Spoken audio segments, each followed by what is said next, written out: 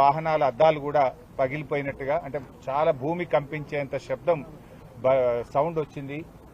ఆ శబ్దం వచ్చినప్పుడు, ఆ బ్లాస్ట్ జరిగినప్పుడు కంపెనీలో మరి ఇక్కడ పనిచేస్తున్నటువంటి వర్కర్స్ చెప్తున్న దాని ప్రకారంగా 110 మందికి పైగా పనిచేస్తున్నారని, మరో 30 మంది ఆఫీస్ స్టాఫ్ పనిచేస్తున్నారని, 140 మంది వరకు కంపెనీలో పనిచేస్తున్నట్టుగా ఇక్కడ కొంతమంది వర్కర్స్ ఆ పేలుడు సంభవించినప్పుడు బయటకు పరిగెత్తుకి వచ్చినటువంటి వాళ్ళు కానీ, ఆ పేలుడు సంభవించినప్పుడు డ్యూటీలో ఉన్న ఒకరిద్దరిని కలిసినప్పుడు వాళ్ళు చెప్తా ఉన్నారు. దాదాపు 140 మంది వరకు కంపెనీలో ఆ నిమిషానికి పనిచేస్తున్నారని. 4 అంతస్తుల భవనం కుప్పకూలిపోయింది. కంప్లీట్ స్లాబ్ అంతా కూడా పడిపోయి నేలమట్టం అయిపోయినటువంటి పరిస్థితి ఉంది. ఇప్పటి వరకు అధికారులు చెప్తున్న దాని ప్రకారంగా 8 మంది మరణించారని, దాదాపు 26 మందిని ఆసుపత్రికి తరలించామని అధికారులు చెప్తా ఉన్నారు. మరి 8 + 26 అంటే 34 మంది. అంటే మరి ఇప్పుడు వర్కర్స్ చెప్తున్న దాని ప్రకారంగా 140 మంది కంపెనీలో ఆ నిమిషానికి పనిచేస్తున్నారని. అందులో నుంచి ఎంతమంది బయటకు రాగలిగారు, ఎంతమంది ఆ స్లాబ్ల కింద ఉండిపోయారు అనేది అర్థం కానటువంటి పరిస్థితి ఉంది. నేను ఇక్కడికి వచ్చినప్పుడు ఒక 2-3 కుటుంబాలు ఇక్కడికి వచ్చారు. ఉదయం మా నాన్నగారిని నేను 8 గంటలకు ఇక్కడ దించాను. అబ్బాయి పేరు ఏమో చెప్పాడు. 8 గంటలకు మా నాన్న రామాంజనేయులు మా నాన్నగారిని ఇక్కడ దించాను. నాకు ఇక్కడ ఎవరూ ఏమీ చెప్పడం లేదు, మా నాన్న హాస్పిటల్లో ఉన్నాడా లోపల ఉన్నాడా నాకేమీ తెలవడం లేదు అని ఆ అబ్బాయి చాలా కేశవ్ ఆవేదన వ్యక్తం చేస్తా ఉన్నాడు. కేశవ్ తండ్రి దాసరి రామాంజనేయులు. అలాగే ఒక బీహార్కు చెందినటువంటి వ్యక్తి నా బావమరిది చౌదరి లోపల ఉన్నాడు. నా బావమరిదికి ఏమైందో నాకు తెలియడం లేదు, అధికారులు లోపల రానివ్వట్లేదు, పోలీసులు ఆపేస్తా ఉన్నారు, మాకేం అర్థం కావడం లేదు అని చెప్తా ఉన్నారు. నేను ఇప్పుడే లోపల కలెక్టర్ గారిని ఎస్పీ గారికి కలిసి చెప్పాను. ఎందుకంటే ఎంతో మంది బీహార్, ఛత్తీస్గఢ్ వివిధ రాష్ట్రాల వాళ్ళు ఇక్కడ పనిచేస్తా ఉన్నారు. వాళ్ళ భార్యా పిల్లలు, వాళ్ళ కుటుంబ సభ్యులు తీవ్రమైనటువంటి ఆందోళనకు లోనవుతా ఉన్నారు. అట్లీస్ట్ వీళ్ళిద్దరు కూడా నిఖిల్, రమ్య ఇందులోనే పనిచేస్తారు. వీళ్ళ ఆచూకీ ఇంకా తెలియడం లేదని వాళ్ళ కుటుంబ సభ్యులు కూడా వచ్చి చెప్తా ఉన్నారు. అందుకే ఇప్పుడు నేను కలెక్టర్ గారికి, ఎస్పీ గారికి ఏం చెప్పానంటే, ఒక కంట్రోల్ రూమ్ పెట్టండి, ఒక కామన్ ఫోన్ నంబర్ ఇవ్వండి. ఇన్సిడెంట్ జరిగింది 9 గంటలకు, దాదాపు 1 అవుతా ఉంది, 5 గంటలు అయింది. ఏం చేస్తున్నారు 5 గంటల నుంచి? ప్రభుత్వం ఏం చేస్తుంది, అధికారులు ఏం చేస్తున్నారు? ఇంత పెద్ద ఇన్సిడెంట్ ఈ ప్రాంతంలో జరిగితే ఒక కంట్రోల్ రూమ్ పెట్టి, ఒక ఫోన్ నంబర్ను పెట్టి, ఎవరైనా ఫోన్ చేస్తే ఇక పలానోళ్ళు పలానా హాస్పిటల్లో ఉన్నారు, పలాని వాళ్ళు చనిపోయి పోస్ట్ మార్టం దగ్గర ఉన్నారు, ఇంకా మిగతా వాళ్ళ వివరాలు తెలవాల్సిన అవసరం ఉంది, తీసుకోవాలన్నా వద్దా? ఇప్పుడు ఒక 4-5 నాకే కలిస్తే నేను తీసుకెళ్లి అక్కడ కలెక్టర్ గారికి, ఆర్డీఓ గారికి కల్పించాల్సిన పరిస్థితి ఏర్పడ్డది. ఎంత ఇర్రెస్పాన్సిబుల్ గా ప్రభుత్వము, ఈ అధికార యంత్రాంగం పనిచేస్తుందంటే ఇది నిజంగా చాలా బాధాకరం. ఒకవైపు ఎన్డీఎస్ఆర్ఎఫ్ బృందం అద్భుతంగా లోపల పోయి పనిచేస్తున్నారు, వాళ్ళను మనం అభినందించాల్సిందే. కానీ రెవెన్యూ యంత్రాంగము, జిల్లా యంత్రాంగం ఏం చేస్తున్నట్టు? బయట నేను ఇప్పుడు చెప్పాను, ఒక టేబుల్ పెట్టుకోండి, ఒక చిన్న హ్యాండ్ మైక్ పెట్టుకోండి, ఓ 2 తహసీల్దార్లను, 2 ఎస్ఐలను ఆడ కూర్చోబెట్టండి, ఓ లిస్టు దగ్గర పెట్టుకోండి, ఎవరెవరిని ఏ హాస్పిటల్కి పంపించుకుంటే ఒక లిస్టు పెట్టుకోండి, చనిపోయిన వాళ్ళది ఒక లిస్టు పెట్టుకోండి, అసలు డ్యూటీలో ఎంతమంది ఉన్నారో, ఆ రోజు మార్నింగ్ షిఫ్ట్కి ఎంతమంది పంచ్ చేసినారో అటెండెన్స్ లిస్ట్ ఒకటి పెట్టుకోండి. అంటే డ్యూటీ ఎంతమంది పంచ్ చేసిండ్రు, అసలు డ్యూటీలో ఎంతమంది ఉన్నారంటే ఒక్కొక్కరు ఒక లెక్క చెప్తున్నారు. కలెక్టర్ది ఒక లెక్క ఉంది, ఎస్పీది ఒక లెక్క ఉంది, ఇంకొకరిది ఇంకో లెక్క ఉన్నది. డ్యూటీలో ఎంతమంది ఉన్నారు ఆ టైంకు 9:18 అంటే ఇప్పటి వరకు 5 గంటలైనా ఎంతమంది షిఫ్ట్లో పనిచేస్తున్నారో అధికారులు చెప్పడం లేదు. అసలు ఏ వివరాలు కూడా లేకుండా బాధ్యతారహిత్యంగా పనిచేసినట్టు కనబడతా ఉంది. మరి ఇది రాష్ట్రంలో కార్మిక శాఖ మంత్రి ఏం చేస్తున్నట్టు, మరి ప్రభుత్వం ఏం చేస్తున్నట్టు?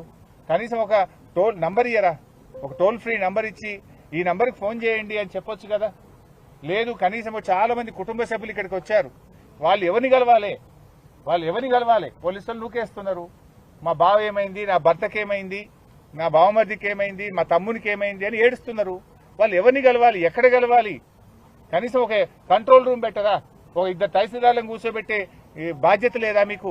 ఓ హ్యాండ్ మైక్ పెట్టుకొని ఇక్కడ రండి బాబు అని సెట్లో చెప్పి ఎవరు ఫ్యామిలీ మెంబర్స్ వచ్చినా అది రాసుకుంటే అర్థమవుతుంటుంది. రేపు ఒకవేళ లోపల అదృష్టం బాగుండి బతికినా వాళ్ళకి అటాచ్ చేసి హాస్పిటల్కి పంపొచ్చు.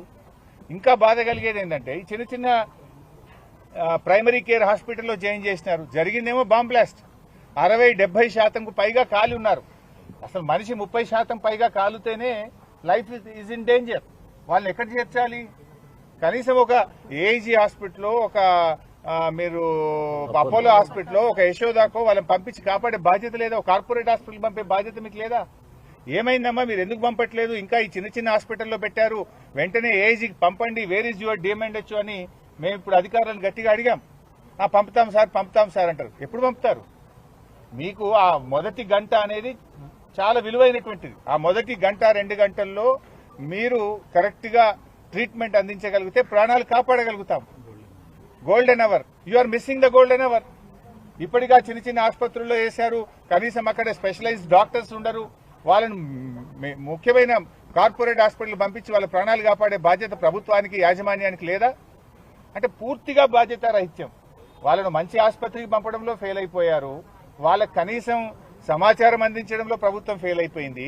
ఎంతమంది డ్యూటీలో ఉన్నారంటే చెప్పే పరిస్థితి లేదు, ఎంతమంది మరణించారంటే చెప్పే పరిస్థితి లేదు, ఎంతమంది బయటకు వచ్చారంటే చెప్పే పరిస్థితి లేదు. అంతా గందరగోళమైన పరిస్థితి. ఇది పూర్తిగా రాష్ట్ర ప్రభుత్వ వైఫల్యం.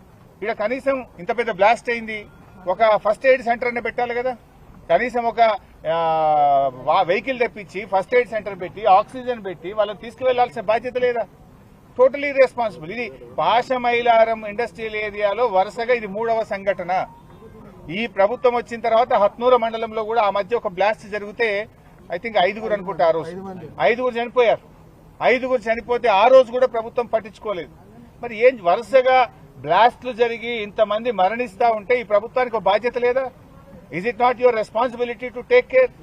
ఈ సంఘటన మీద విచారణ జరపండి. ఈ బ్లాస్ట్ ఎందుకు జరిగింది? ఈ బ్లాస్ట్ లో ప్రభుత్వ అధికారుల నిర్లక్ష్యం ఉంది. సేఫ్టీ మెజర్స్ తీసుకోవడంలో ప్రభుత్వం పూర్తిగా ఫెయిల్ అయిపోయింది. ప్రభుత్వం ఎక్కడ కూడా బాధ్యత రహితంగా ఉండడం వల్లనే ఈ వరుస సంఘటనలు జరుగుతూ ఉన్నాయి. మేనేజ్మెంట్ మీద కూడా కఠినమైన చర్యలు తీసుకోవాలి. దీని మీద పూర్తి స్థాయి విచారణ జరపాలి. చనిపోయిన కుటుంబాలకు ₹1 కోటి ఎక్స్గ్రేషియా అందించాలి. మరి గాయపడ్డ వారికి ప్రభుత్వం కార్పొరేట్ వైద్యాన్ని అందిస్తూ వారి కుటుంబాలకు ₹50 లక్షల ఎక్స్గ్రేషియా ఇవ్వాలని బీఆర్ఎస్ పార్టీ పక్షాన్ని డిమాండ్ చేస్తారు. స్థానిక మంత్రి, కలెక్టర్ అందరు లోపలనే ఉన్నారు. మరి లోపం ఎందుకు జరుగుతుంది? ఎందుకు ఆ కోఆర్డినేషన్ మిస్ అవుతుంది? లోపల మినిస్టర్ గారు అయితే నాకు కనబడలేదు. కలెక్టర్ గారు నేను అడిగాను, ఎంతమంది కలెక్టర్ గారు షిఫ్ట్ లో ఉన్నారు అంటే తెలియదు. మార్నింగ్ షిఫ్ట్ లో ఎంతమంది డ్యూటీలో ఉన్నారు? There is no answer from collector. అసలు ఏం జరుగుతుంది అంటే ఎవరి దగ్గర ఆన్సర్ లేదు. నేను చెప్పాను, కనీసం ఒక కంట్రోల్ రూమ్ పెట్టండి, మీడియాకు ఒక ఫోన్ నంబర్ ఇవ్వండి, సో దట్ వాళ్ళ బంధుమిత్రులు ఫోన్ చేస్తారు. రిలీజ్ ఏ ఫోన్ నంబర్. ఎవరన్నా ఉంటే వాళ్ళు ఎవరికి ఫోన్ చేయాలి, ఎక్కడ ఫోన్ చేయాలి? కార్మికులు, పేదవాళ్ళు పొట్ట చేత పట్టుకొని బతకడం కోసం బీహార్ నుంచి, ఉత్తర భారతదేశం నుంచి వచ్చి ఇక్కడ పనిచేస్తున్నారు. వాళ్ళు ఎంత ఆందోళనలో ఉంటారు, వాళ్ళకి ఎంత టెన్షన్ ఉంటుంది, వాళ్ళు ఏ నంబర్కి మాట్లాడాలి, వాళ్ళు ఇక్కడ రావాలంటే ఎన్ని గంటలు పడుతుంది? ఒక నంబర్ను డిక్లేర్ చేస్తే మీడియాలో వస్తే వారి బంధుమిత్రులు దేశంలో ఎక్కడున్నా, హైదరాబాద్ లో ఉన్నా, ఇక్కడ పనిచేసే వాళ్ళైనా ఆ నంబర్కి ఫోన్ చేసి మాట్లాడగలుగుతారు. ఇంతవరకు ఒక నంబర్ ఇయ్యారు మీరు, ఇంతవరకు ఒక కంట్రోల్ రూమ్ పెట్టారు. ఇంత మేజర్ ఇన్సిడెంట్ జరిగితే గవర్నమెంట్ ఏం చేస్తున్నట్టు? అంటే ఈడ వచ్చి నిలబడడం కాదు కదా, సహాయక చర్యల్లో ముమ్మరంగా జరగాలి. తీవ్రంగా గాయపడ్డ వాళ్ళను కార్పొరేట్ ఆసుపత్రికి తీసుకుపోవాలి, అది జరగదు. కంట్రోల్ రూమ్ పెట్టరు, ఒక ఫోన్ నంబర్ ఇయ్యరు. ఏం జరుగుతుంది అన్నట్టు చేస్తున్నాం. అందరినీ కంట్రోల్ చేయడం, లోపలికి వెళ్ళి పోనీయకుండా ఆపడం, ఇది కాదు కదా. You have to save the lives, you have to enquiry the matter. Enquiry చేసి కఠినమైన చర్యలు తీసుకొని పునరావృతం కావద్దు. ఇది పాశమైలారంలో ఈ ఏడాదిలో 3వ సంఘటన. ఇది టోటల్ గా బాధ్యత. ఇప్పుడు ఏమైంది, మీకు లేబర్ డిపార్ట్మెంట్ కానీ, అదేవిధంగా బాయిలర్స్ డిపార్ట్మెంట్ కానీ, ఇండస్ట్రియల్ డిపార్ట్మెంట్ కానీ వాళ్ళు రెగ్యులర్ ఇన్స్పెక్షన్ చేయాలి, రెగ్యులర్ గా మానిటర్ చేయాలి. ఇలా ప్రజల జీవితాలతో, ప్రాణాలతో చెలగాట మాడలేం కదా. సంఘటన జరిగి 4 గంటల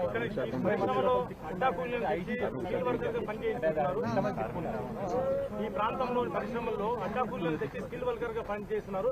డెఫినెట్ గా అండి. ఇప్పుడు బాధ కలిగేది ఏంటంటే వర్కర్స్ ఏమో ఇంకా 80-90 మంది లోపల ఉన్నారు అని పాపం వర్కర్స్ చెప్తున్నారు. ఎగ్జాగరేట్ చేయొద్దు. ఒక బాధ్యతాయుతమైన ప్రజాప్రతినిధిగా మేము తొందరపడి మాట్లాడొద్దని మేము మాట్లాడట్లేదు.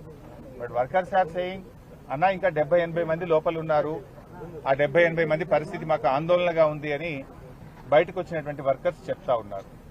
ఇలా స్కిల్డ్ వర్కర్స్ పెట్టకపోవడం వల్ల కూడా ఈ సమస్య వస్తూ ఉంది. ఇలా కొంత బాయిలర్స్ దగ్గర పనిచేసే వాళ్ళు కానీ, రియాక్టర్స్ దగ్గర పనిచేసే వాళ్ళు కానీ వాళ్ళు క్వాలిఫైడ్ ఉండాలి, స్కిల్డ్ వర్కర్స్ ఉండాలి. కొంతమంది అడ్డా కూలీలను తెచ్చి ఎవరిని బట్టే వాళ్ళని అక్కడ పెట్టి పెట్టడం ద్వారా కూడా ఇటువంటి సంఘటనలు జరుగుతూ ఉన్నాయి. ఓవరాల్ గా దీని మీద పూర్తి స్థాయి విచారణ జరిపి ఈ కుటుంబాలని ఆదుకోవడంతో పాటు భవిష్యత్తులో ఇటువంటి పునరావృతం కాకుండా చూడాలి. ఈ ఏరియాలో 1-2 స్పెషల్ ఫైర్ స్టేషన్స్ కూడా, ప్రత్యేకమైన ఫైర్ స్టేషన్స్ కూడా పెట్టి ఇటువంటి సంఘటనలు జరిగినప్పుడు వెంటనే రెస్క్యూ ఆపరేషన్ జరిగే విధంగా కూడా ఆలోచించాలని ప్రభుత్వాన్ని కోరుతున్నారు.